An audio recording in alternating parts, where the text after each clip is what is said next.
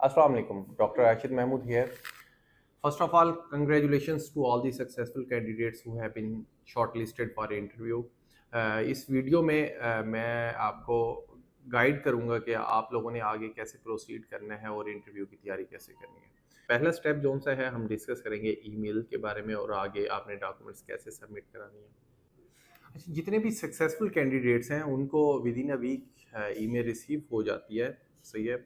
एक दो दिन ऊपर नीचे हो सकते हैं, तो इसके बारे में टेंशन नहीं लेनी, पैनिक नहीं होना, आपको ज़रूर ईमेल रिसीव हो जाएगी। क्योंकि इंटरव्यू आपको पता है अक्टूबर से स्टार्ट हो रहे हैं, 11 अक्टूबर से ऑनवर्ड स्टार्ट हो रहे हैं, तो अभी आपके पास एम्पल टाइम है, तो टेंशन ना लें। अगर नहीं होती तो आप पीजीएमई को रिक्वेस्ट कर सकते हैं कि हमें ईमेल रिसीव नहीं हुई।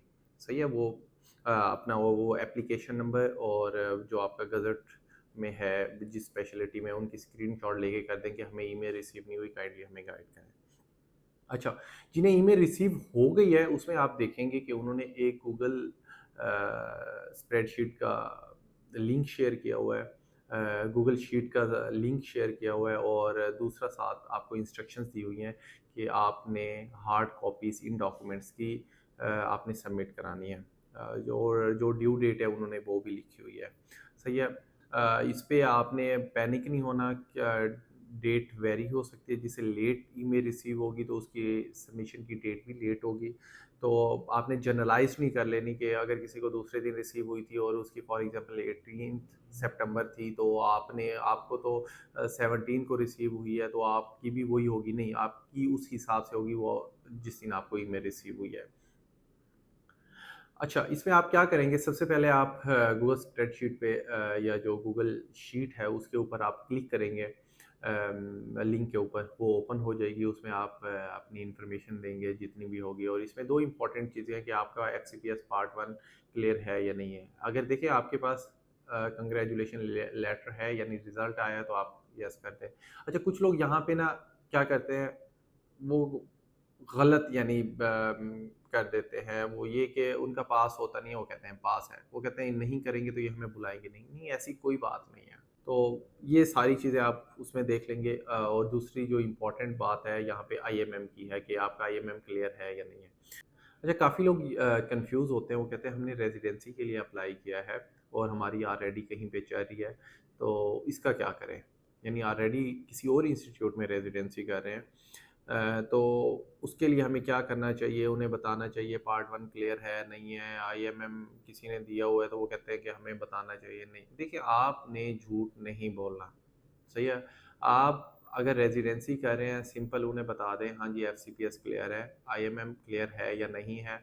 सही है। आप मेंशन जस्ट कर दें, और उसके बाद कोई क्यूरी है तो स्पेशल एक ईमेल बना के उन्हें एक्सप्लेन करें कि ये है। फॉर एग्जांपल कि अगर आप कहीं पे रेजिडेंसी कर रहे हैं, आपका सेकंड ईयर है, तो देखिए आपका एफसीपीएस तो ऑलमोस्ट एक्सपायर हो जाता है, क्योंकि पेरिफ्री करते हुए, मार्क्स बनाते हुए, तो 3 साल में तो आपको पता है एफसीपीएस पार्ट 1 एक्सपायर हो जाता है। अब वो ऑप्शन तो है नहीं। अगर उस ऑप्शन में जाएँ तो फिर वही बात को कि आपको रेज़िडेंसी स्टार्ट से करनी पड़ेगी, और उसके लिए मसला ये होता है कि आपकी ऑलरेडी आरटीएमसी इश्यू हुई है। आरटीएमसी इश्यू हुई है तो दोबारा आपकी आरटीएमसी इश्यू नहीं हो सकती। तो उसमें सिर्फ़ एक ही ऑप्शन आपके पास होती है कि आप वहाँ पे उन्हें ये कहें कि हम ऑलरेडी रेज़िडेंसी करें, ईमेल एक लिखें कि जो भी ईयर है कि हम रेजिडेंसी करें इस डिपार्टमेंट में, आरटीएमसी हमें इशू हो गई है, ये है कि हम एलिजिबल हैं या नहीं है, इंटरव्यू के लिए अपेयर हों या ना हो, आपको बता देंगे। अगर वो कोई फ्लेक्सिबिलिटी है तो आपको शो करा देंगे कि हाँ जी आप आ जाएं, इंटरव्यू दें, और उसमें फर्दर पैनल डिसाइड करेगा कि क्या करना है। तो फिर वही बात कहना चाह रहा हूँ कि आपने कहीं पे भी रॉन्ग इन्फॉर्मेशन नहीं देनी। अच्छा जी, गूगल स्प्रेडशीट ये अपनी कंप्लीट हो गई। उसके बाद डॉक्यूमेंट्स का इम्पोर्टेंट सेक्शन है कि हार्ड कॉपीज़ करनी है। अच्छा, मैं आपको बता दूं कि एज़ सच सॉफ्ट कॉपीज़ कहीं पे भी आपने सेंड नहीं करनी अनटिल अनलेस कोई स्पेशल इंस्ट्रक्शंस ना दें, आपको ईमेल रिसीव ना हो। सही है। काफ़ी लोग कहते हैं कि सॉफ्ट कॉपीज़ भी सेंड करनी है, वो कहाँ पे करनी है, तो उसका क्या करें? सॉफ्ट कॉपीज़ कहीं पे सेंड नहीं करनी, हार्ड कॉपीज़ करनी है। कौन-कौन सी करनी है, वो ईमेल में आपको डिटेल बताई हुई होगी, और उसमें सबसे इम्पोर्टेंट जो चीज़ है वो आपकी जो सबसे इम्पोर्टेंट चीज़ है वो आपकी सीवी है वहाँ पे। तो काइंडली अपनी सीवी को बड़े प्रोफेशनल वे में बनाइएगा, क्योंकि वो सबसे पहले डॉक्यूमेंट्स में सबसे ऊपर आपकी सीवी रखेंगे और उसके मुताबिक ही आपका इंटरव्यू स्टार्ट करेंगे। जिनका पार्ट 1 क्लियर नहीं है वो क्या करें? वो कुछ नहीं कहेंगे, वहाँ पे गूगल शीट जो-सी है वहाँ पे लिख देंगे कि हमारा पार्ट 1 क्लियर नहीं है या रिज़ल्ट अवेटेड है। सही है। और आपने कुछ नहीं करना। अगर आपके पास देखें, इसमें आपको ये बता दूँ, अगर आपका पार्ट 1 दिसंबर तक ये पास हो जाता है तो आप एलिजिबल हो सकते हैं। पैनल देखिए, अब आप कहेंगे हमारा इंटरव्यू अक्टूबर में है और आप कह रहे हैं कि हमने नवंबर वाली अटेम्प्ट देनी है और आगे दिसंबर है, तो दिसंबर तक तो सारा कुछ फाइनल हो जाएगा। ये आपके इंटरव्यू पे डिपेंड करता है। अगर आपका इंटरव्यू अच्छा हुआ है, आप उन्हें इम्प्रेस कर लेते हैं और वो आपको रखना चाह रहे हैं, तो वो वेट कर लेंगे। सही है। तो आपने उन्हें ज़रूर बताना है कि हमने अप्लाई किया हुआ है नवंबर अटेम्प्ट के लिए और हमारी अच्छी तैयारी है और इंशाल्लाह हम क्लियर कर लेंगे। क्योंकि उन्होंने 1-2 बैकअप में कैंडिडेट्स रखे होते हैं। कोई मिसहैप हो जाए, खुदा ना खास्ता किसी का क्लियर नहीं होता, तो वो अपग्रेड कर लेते हैं। तो इस चीज़ के बारे में टेंशन लें। डॉक्यूमेंट्स अटेस्टेड होने चाहिए या नहीं, ये एक फ्रीक्वेंटली आस्क्ड क्वेश्चन है और इसमें इतना पैनिक हो रही होती है आवाम। पैनिक होने की ज़रूरत नहीं है, उन्होंने नहीं लिखे तो इसका मतलब नहीं होने चाहिए। अगर किसी ने सेंड कर दिए वो अटेस्टेड डॉक्यूमेंट्स हैं, तो डोंट वरी अबाउट इट। सही है, लीव इट। इंपॉर्टेंट चीज़ है, जब गूगल शीट्स आप फिल कर रहे होंगे तो आप कहेंगे कि वहाँ पे ना 5 प्रॉफ्स की ऑप्शंस हैं और हमारे 4 प्रॉफ होते हैं, यानी जो हमारा फर्स्ट ईयर होता है और सेकंड ईयर होता है, प्रॉफ 1 कहते हैं। तो इसमें सिंपल आपने क्या करना है, आपने फर्स्ट ईयर को प्रॉफ 1 कर देना है, सेकंड ईयर को प्रॉफ 2 कर देना है और इस तरह से कर कर आके आपने कर देना है सारा। सेकंड जो हमारा स्टेप है उसमें हमने ये डिस्कस करना है कि आपके डॉक्यूमेंट्स की वेरिफिकेशन होने के बाद आपको अब रिस्पेक्टिव डिपार्टमेंट से ईमेल्स आएंगी इंटरव्यू के लिए। सही है। उसमें पीजीएमई का कोई रोल नहीं होगा। उसमें रिस्पेक्टिव जो डिपार्टमेंट्स होंगे वो आपके डॉक्यूमेंट्स जो से हैं एक तरह से वेरीफाई करने के बाद, आपके सारे रिकॉर्ड देखने के बाद आपको वो इंटरव्यू के लिए कॉल करेंगे। सही है। और मोस्टली ये देखेंगे 1 वीक में तो ईमेल्स आपकी रिसीव होंगी, 1 वीक में फर्दर स्क्रूटनी। और ये आप ये माइंड में रखें कि सितंबर की एंड में या अक्टूबर के शुरू में आपको एग्जैक्ट इंटरव्यू की डेट बता देंगे। अच्छा, कुछ लोग अब ये कंफ्यूज है कि 11 अक्टूबर जो उन्होंने मेंशन किया, उन्होंने 11 अक्टूबर को ये नहीं कहा कि सबके इंटरव्यूज होंगे। उन्होंने कहा है कि we will start interviews from 11 October to onwards. सही है। किसी का 11th को हो सकता है, 12th को हो सकता है और मोस्टली जो सुना हुआ है 10 टू 15 कैंडिडेट्स वो डेली बेसिस पे यानी स्क्रूटिनाइज करते हैं। अच्छा, इसमें एक और जो फ्रीक्वेंटली आस्क्ड क्वेश्चन है, इस दफ़ा इन्होंने ज़्यादा लोग जैसे शॉर्ट लिस्ट किए हैं और मैंने आपको बताया था कि रफ आइडिया हमारा ये होता है कि 3 टाइम्स जितनी सीट्स हैं उसके 3 टाइम्स लोगों को यानी शॉर्ट लिस्ट करते हैं। तो ये एक देखिए रफ आइडिया है, ये हम गैस कर रहे हैं सारा कुछ। इसमें हार्ड एंड फास्ट रूल नहीं है, कोई उनकी ऑफिशियल इंस्ट्रक्शंस नहीं है इस बारे में। तो ये जो हमारा इस वीडियो का थर्ड सेगमेंट है उसमें हमने डिस्कस करना है कि कौन से डिपार्टमेंट्स इंटरव्यू कंडक्ट कराते हैं और कौन से ओस्की टॉक्स की बेस पे यानी सिलेक्शन करते हैं। मेजॉरिटी डिपार्टमेंट्स जो से हैं वो इंटरव्यू ही कंडक्ट कराते हैं। सही है। और उसमें पीड्स का एक स्पेशल डिपार्टमेंट है जो अब तक यानी इंफॉर्मेशन हमें मिली है कि पीड्स में ओस्की बेस यानी या टॉक्स बेस आप कह सकते हैं कि वहाँ पे एग्ज़ाम होता है। सही है। बाकी जितने भी डिपार्टमेंट हैं वो इंटरव्यू कंडक्ट कराते हैं और इंटरव्यू में आप ये देख लें कि 4 टू 6 आपके एग्जामिनर्स हो सकते हैं। सही है। पैनल में डिपार्टमेंट उसकी या टॉक्स कंडक्ट कराता है तो उसके बारे में पहले डिस्कस कर लेते हैं, फिर इंटरव्यू को डिटेल से डिस्कस करते हैं। टॉक्स में सिंपल से ही क्वेश्चंस होते हैं, वही आपके जो आपने बेसिक आपका नॉलेज होता है उसके इर्द गिर्द ही रिवॉल्व हो रहे होते हैं, वही चीज़ें होती हैं। सिंपल से कॉन्सेप्ट्स होते हैं, जैसे आपने एग्ज़ाम भी दिया है तो बेसिक्स ही पूछते हैं, कोई ये नहीं है कि रट्टे वाली चीज़ें पूछें। वो आपने अगर आपने तैयारी करनी भी है तो आप देखें अपनी कोई भी स्टैंडर्ड बुक से आप तैयारी कर सकते हैं। और उसमें आपको पता है कि बेसिक में यही डायरिया की मैनेजमेंट क्या होगी, कैसे मैनेज करेंगे, सही है, एडमिशन का क्राइटेरिया क्या होगा, थेरेपी कौन-कौन सी देंगे, सही है, डायग्नोसिस कोई आपसे पूछ सकते हैं। अच्छा, किसी स्टेशन पे आपसे कोई सिंपल सा प्रोसीजर करा सके, कह सकते हैं, आपको कमांड दे सकते हैं कि सीपीआर करें इन्फेंट का या चाइल्ड का, क्या प्रोटोकॉल होगा, किस तरह करेंगे। अनकॉन्शियस पेशेंट आ गया आपके पास, तो आपके अप्रोच क्या होगी, आप किस स्टेप्स को लेके आप प्रोसीड करेंगे। और इस तरह से फॉरेन बॉडी एस्पायरेशन का कोई पेशेंट आ गया है, तो आप कैसे उसे प्रोसीड करेंगे।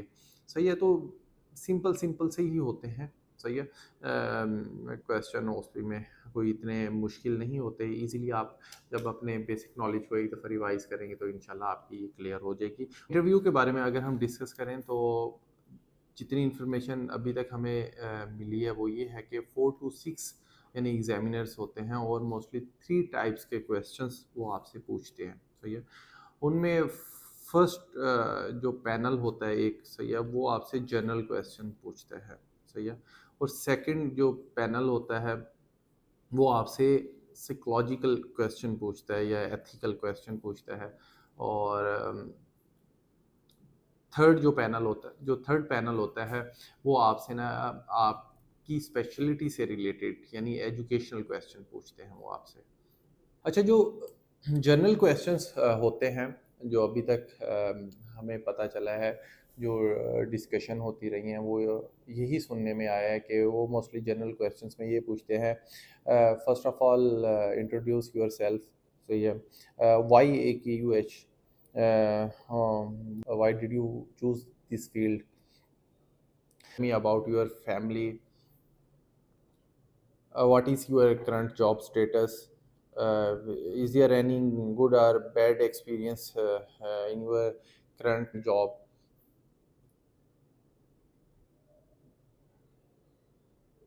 what are your hobbies, is there any achievement in your career, what are your extracurricular activities। तो इस तरह के जनरल क्वेश्चंस मोस्टली वो पूछते हैं। दूसरा जो पोर्शन है उसमें ये है कि एथिकल पोर्शन को टच करते हैं, उससे रिलेटेड क्वेश्चंस पूछते हैं, साइकोलॉजिकल क्वेश्चंस पूछते हैं वो आपसे। अच्छा, इसमें ना कोई ऐसा सही या गलत जवाब नहीं होता, पर्सन से पर्सन वेरी कर रहा होता है। ये नहीं कि आप तोते की तरह रट के चले जाए इसका ये आंसर ठीक है, किसी को भी नहीं पता। सही है, वो जो एग्जामिनर बैठे होते हैं वो आपकी बॉडी लैंग्वेज देख रहे होते हैं, और उसके बाद आपके वर्ड्स देख रहे होते हैं कि वो सिंक्रोनाइज आपस में कर रहे हैं या नहीं कर रहे, और हर बंदे का एक अपना पॉइंट ऑफ व्यू होता है।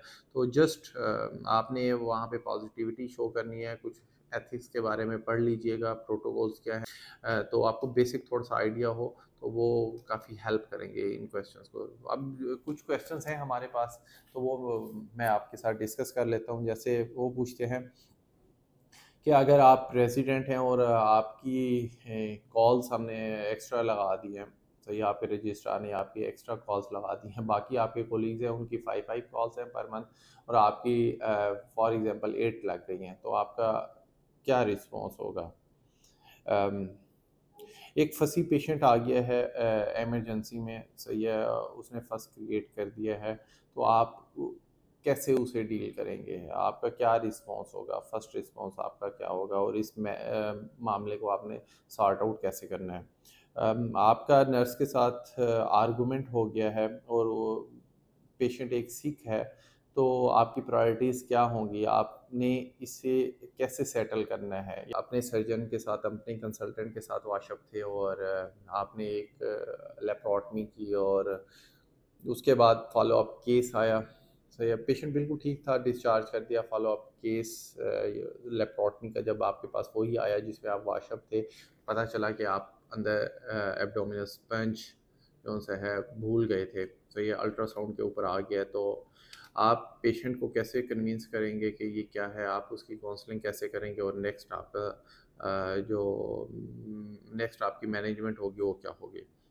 इस तरह के साइकोलॉजिकल कुछ क्वेश्चंस पूछ रहे होते हैं, यानी एक अनमैरिड, बल्कि मैं इस सिनेरियो में आपको दे रहा हूँ, उसमें यह है कि अनमैरिड घर लाती है अपने फादर के साथ, एब्डोमिनल पेन की कंप्लेंट होती है, अल्ट्रासाउंड के ऊपर इंट्रायूट्राइन प्रेगनेंसी है, तो आप कैसे इसे आगे लेके चलेंगे?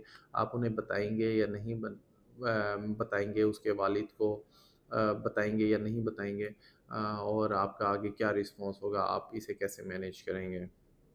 या क्या एडवाइस देंगे? दूसरा ये है कि आपका सीनियर आपके साथ था, तो उसने आपको रॉन्ग मेडिसिन बता दी कि आप ये ऐड कर दें।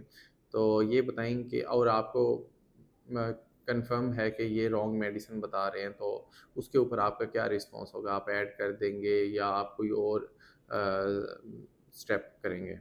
टिपिकल सा है और लेडी डॉक्टर से पूछते हैं, वो ये है कि मैरिड हैं, अनमैरिड, यानी आप अभी तो अनमैरिड अगर हैं तो आगे आपकी शादी हो जाती है, आपको रेज़िडेंसी छोड़ने का कहते हैं, तो आप क्या करेंगे? अपनी रेज़िडेंसी छोड़ देंगे, कंटिन्यू करेंगे, क्या करेंगे? और अगर मैरिड कोई है तो आपको फैमिली प्रॉब्लम्स हो रहे हैं, सही है, जिसकी वज़ह से फैमिली कॉम्प्रोमाइज़ होगी, आप कंटिन्यू करेंगे इसे या इसे आप क्विट कर देंगे? या आपको बाहर से कुछ ऑफ़र्स आ गई हैं, आप अपनी रेज़िडेंसी को दरमियान में छोड़ के चले जाएँगे वहाँ पे, एक्सेप्ट उसे कर लेंगे ऑफ़र को, या यहाँ पे कंटिन्यू करेंगे? दूसरा ये कि आपने एक छुट्टी लिया और आपकी कॉल थी, आपने रिप्लेसमेंट दिया है और जो आपके कोलीग हैं वो उस कॉल पे आपकी रिप्लेसमेंट नहीं दे पा रहे, तो ये बताएँ कि आपका क्या रिस्पॉन्स होगा? So much, I try to cover all the queries. अगर इसके अलावा भी कोई अगर रह गई हो तो आप हमारे Facebook group Khan residency exam preparation में वहाँ पे या आप वीडियो के कमेंट सेक्शन में आप हमारे साथ डिस्कस कर सकते हैं। इंशाल्लाह पूरी कोशिश होगी कि आपको रिप्लाई करें। Wish you all the best. Allah पाक आपको कामयाबी अता, आप लोगों के लिए ढेर सारी दुआएँ। Please remember me in your prayers. Wish you all the best. Take care. Allah हाफ़िज़।